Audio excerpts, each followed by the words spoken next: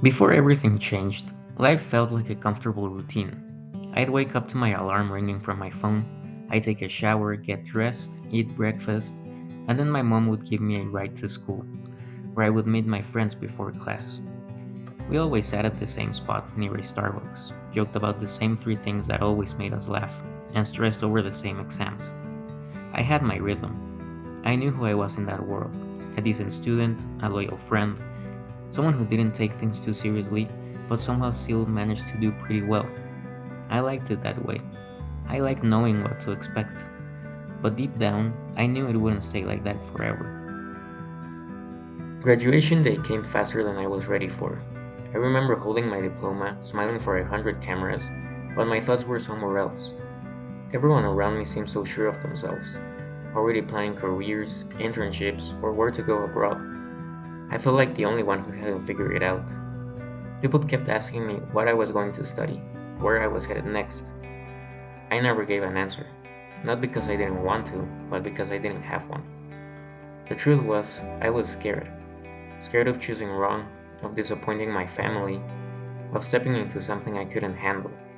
That was the moment I realized the safety of high school was gone. But whether I liked it or not, it was time to move on. That summer vacation lasted for literal months. Thankfully, I didn't have to stress about getting into a college since I had a direct path from my high school to study my career at the same place. What I did stress about from May to August was my major. That decision felt so much heavier than anything I'd done before. I doubted if I was ready to leave the comfort of my old life behind, but then again, I didn't have much of a choice. However, I wasn't alone. My parents noticed.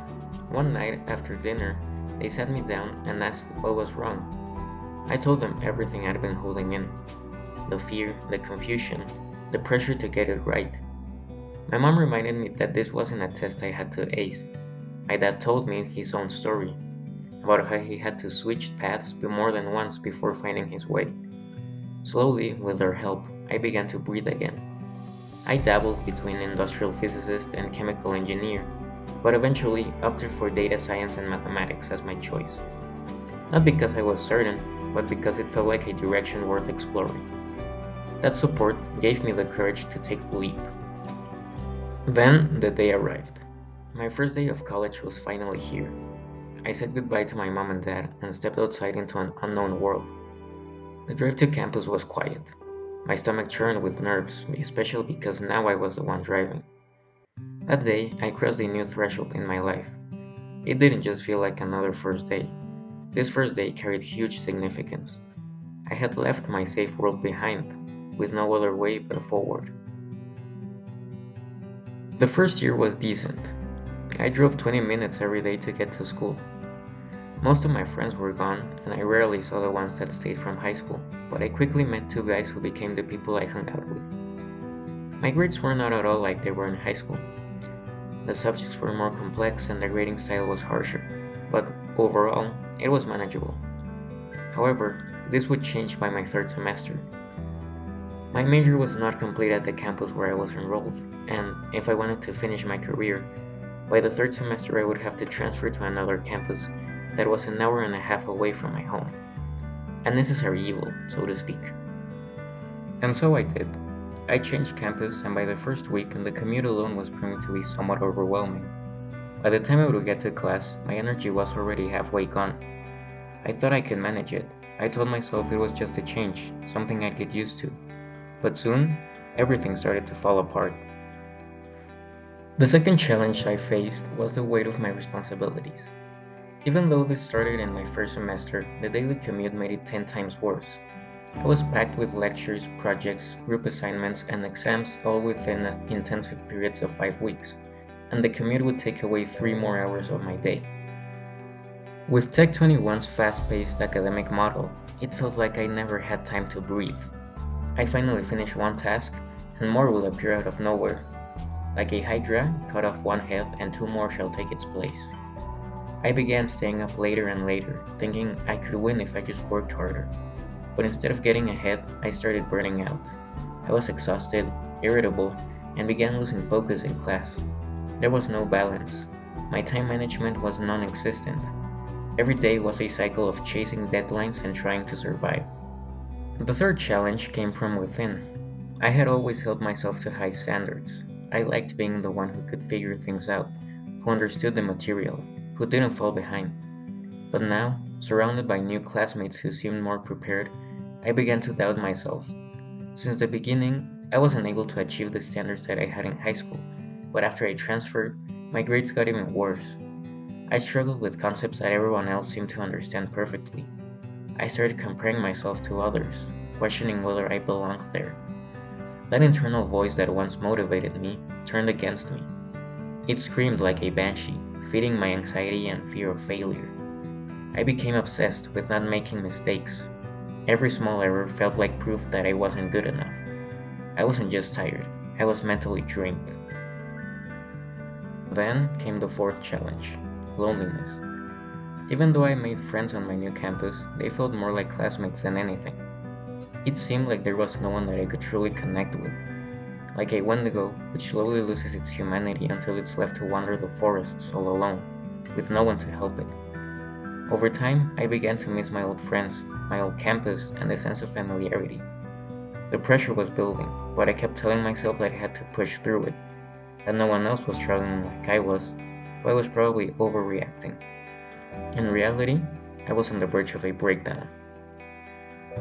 Eventually, I couldn't keep it in anymore. After receiving another terrible grade in one of my exams, I broke down.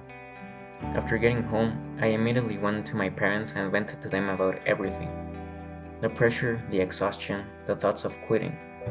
They didn't judge me, they just listened. My dad told me he admired how far I'd come, and my mom reminded me that asking for help wasn't a sign of weakness.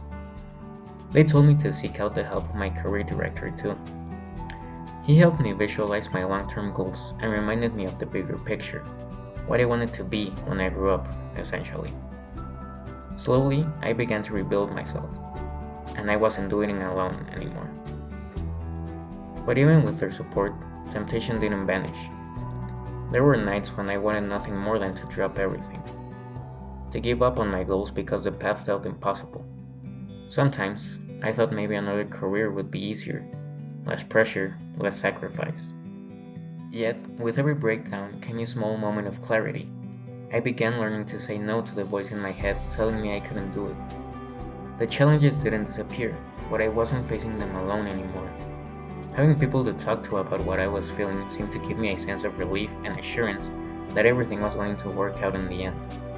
Even though the journey was far from over, I knew I had taken another step forward.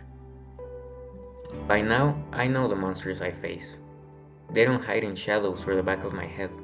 They sit in my planner, in my sleepless nights, in the doubt that sometimes creeps into my chest. I've learned to fight the hydra of deadlines, the banshee of anxiety, and the wendigo of loneliness. Because now, I have something I didn't have at the start: my own weapons. I'm learning to use my time better, be more disciplined. I've stopped letting it go by and instead started managing it better. I remind myself of the moments when I wanted to give up but didn't. My persistence is my armor. I may not be the smartest or the fastest when it comes to answering, but I show up every day, even on the days I feel like I can't, and always give my best effort. Each semester has given me something new, even when I didn't realize it at first. I've learned to ask for help without shame. I've learned to fail and still move forward. I've come to know my strengths and weaknesses better. That sheltered high school version of me is gone. In its place stands someone who has begun to understand what it means to be a professional, not just in knowledge or skills, but in character. I've learned to communicate better, to collaborate, to carry responsibility. I've started seeing challenges not as threats, but as training. This journey is not yet over. The monsters might return, the trials might get harder, but I've changed. I have what I need to keep going. These hardships only make me stronger, and that, above all, is what makes this journey worth every struggle.